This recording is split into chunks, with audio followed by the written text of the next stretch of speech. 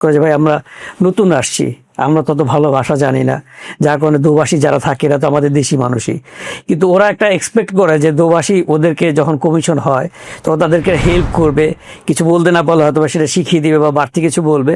But actually ওরা বলে যেটা যে না দোভাষীদের মুড বেশি থাকে, ওরা কেন হেল্প করে না, এক ধরনের অভিযোগ থাকে।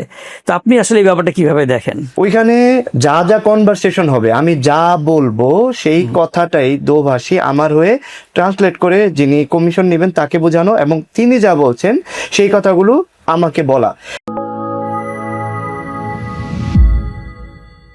জয় ভাই, আজকে কথা বলবো দোভাষীদের নিয়ে, কারণ বেশ কিছু মানুষের কিছু মান অভিমানের মন্তব্য আমরা পেয়েছি। যেমন ওরা অনেক সময় আফসোস করে যে ভাই আমরা নতুন আসছি, আমরা তত ভালো ভাষা জানি না, যার কারণে দোভাষী যারা থাকে এরা তো আমাদের দেশি মানুষই, কিন্তু ওরা একটা এক্সপেক্ট করে যে দোভাষী ওদেরকে যখন কমিশন হয় তো তাদেরকে হেল্প করবে, কিছু বলতে না পারলে হয়তো সেটা শিখিয়ে দিবে বা বাড়তি কিছু বলবে। বাট অ্যাকচুয়ালি ওরা বলে যেটা যে না দোভাষীদের মুড বেশি থাকে, ওরা কেন হেল্প করে না, এক ধরনের অভিযোগ থাকে।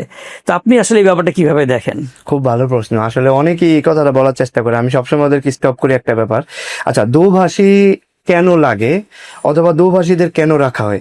তো আমরা জানি ভালো করে আমাদের যেহেতু ল্যাঙ্গুয়েজ ব্যারিয়ার আছে, আমরা যখন ইতালিয়ান বলতে পারি না, যিনি আমাদেরকে প্রশ্ন করবেন, আমি যখন ঠিকভাবে আনসার দিতে পারি না, তখন আমার হয়ে একজন কথা বলবে, আমি যা বলবো সেটা ট্রান্সলেট করে ওকে, এবং সে যা বলবে ট্রান্সলেট করে আমাকে বোঝানো হবে। এখন এই জিনিসটা আমরা আসলে ভুলে যাই কস্তুরাতে বা বিভিন্ন জায়গাগুলোতে, যেই দোভাষীগুলো থাকে, যেখানে আমরা এটা বলতে চেষ্টা করছি আর কি, ধরেন আমাদের আসলে কমিশনে প্রথম কমিশনে যাচ্ছি, তো কমিশনে যিনি আমাদের কমিশন নিবেন সেখানে যে আমাদের একজন দোভাষী সেট করা থাকে, না আমরা তাকে আগের থেকে চিনি, না আমরা জানি যে কে বা কোথায় কি নাম, কেমন দেখতে, এটা মানে কিরকম হবে আমরা কিন্তু জানি না।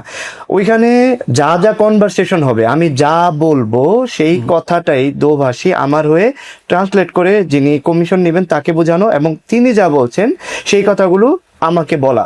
তো এখন আমি যদি ওনার কাছে হেল্প চাই, সে নিরুপায় মানুষ, কারণ উনি চাইলেও এক্সট্রা কথা বলতে পারবে না, কারণ সব এখানে রেকর্ড হচ্ছে, আমরা কিন্তু জানি এই ব্যাপারগুলো। তার মানে দোভাষী চাইলেও মানে আপনাকে হেল্প করার কোনো সুযোগ নাই, কারণ এরা হচ্ছে শিখিয়ে দেওয়া তোতা পাখির মতন, মানে ওইখানে যা যা বলা হবে সেই জিনিসগুলোই করবে, উনি বাড়তি কোনো কথা বলতে পারবেন না, সেই অধিকার তিনি রাখেন না। যদি কমিশন হয়ে যাওয়ার পরে আপনারা বাইরে গিয়ে কফিও খেতে পারেন একসাথে, ব্যাপারগুলো আলাদা। তা আমরা আসলে ফেস করি আসলে কমিশনের ব্যাপারের বাইরে, আমরা অনেক সময় দেখা যায় কস্তুরাতে গেলে যখন দোভাষীদেরকে বলি হেল্প করার জন্য, দোভাষীদের নিয়ে মানুষের জন্য মানে মানে অনেক কমপ্লেন, কিন্তু আমরা কেন এটা বুঝতে চাই না যে ওইখানে যারা কাজ করে ওদেরকে এক্সট্রা কথা বলার সুযোগ নাই।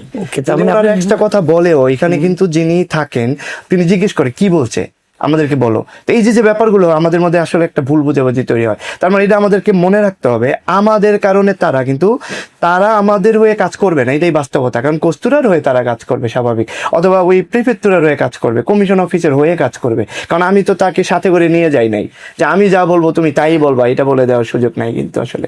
ওকে, তাহলে বুঝতে পারলাম আসলে যে ওরা চাইলেও আমাদের হেল্প করতে পারছে না, কারণ ওদেরকে আসলে মনিটর করা হয়, তার মানে ওরা ওই বাইরে যেতে পারে না। কিন্তু যেটা আপনি মাত্রই বলেন যে আমরা তো নিয়ে যাই, কিন্তু অনেক ক্ষেত্রে তো আমরা দোভাষীর সাথে নেওয়ার সুযোগ থাকে, সেটা ব্যাপার আলাদা। কারণ কি আপনি যা বলতে চাচ্ছেন সেই দোভাষী আপনার হয়ে বলবে, সেটা আলাদা ব্যাপার। কিন্তু সেক্ষেত্রে কি দোভাষী যেমন ও কি শুধুমাত্র আমি যেটা শব্দটা বললেন তোতা পাখি, মানে আমি যেটা বলবো ওইটা তাকে ট্রান্সলেট করতে হবে, নাকি সে চাইলে আমি হয়তো একবার বলেছি সে একটু অন্যভাবে এক্সপ্লেন করতে পারে বিষয়টা? সত্যিকার অর্থে যদি বুঝিয়ে বলার কোনো সমস্যা থাকে সেই ক্ষেত্রে উনি হয়তো বা বুঝানোর জন্য হইলেও মানে একটা ধরেন আপনি এটা বুঝাতে যাচ্ছেন, যদি ওইটা ঠিকভাবে না বুঝাইতে পারে সেই ক্ষেত্রে হয়তো উনি বলতে পারবে যে উনি বুঝাইতে চাচ্ছে এরকম, তবে উনি যা বলবে সেই কথাটা আসলে বলতে হবে, মানে উনি নিজে থেকে কিছু বলতে পারবে না। থ্যাংক ইউ সো মাচ, কারণ আমি আপনার ভিডিও থেকে ক্লিয়ার হলাম যে আসলে আমাদের যে মান অভিমান এটা আসলে সঠিক না, কারণ চাইলেও দোভাষী আসলে অনেক কিছু করতে পারছে না, সিলেক্ট করা থাকে। তো আমরা আসলে চাইলেও হেল্প করতে চাইলেও পারছি না, এখানে লিমিটেশনের ব্যাপার আছে, অনেক কিছু রেকর্ড হয়, of the record on the record একটা ব্যাপার থাকে, এই কারণে ওরা চাইলেও অনেক সময় হেল্প করতে পারে না। তো আমরা আসলে দোভাষী নামক যে জিনিসটাকে এটাকে আমরা আসলে ঘৃণার চোখে না দেখি, কারণ ওরা হয়তো আমাদের হয়ে কাজ করছে কিন্তু আমাদের পক্ষে না, তাদের পক্ষে। তো এই হচ্ছে বিষয়টা আসলে।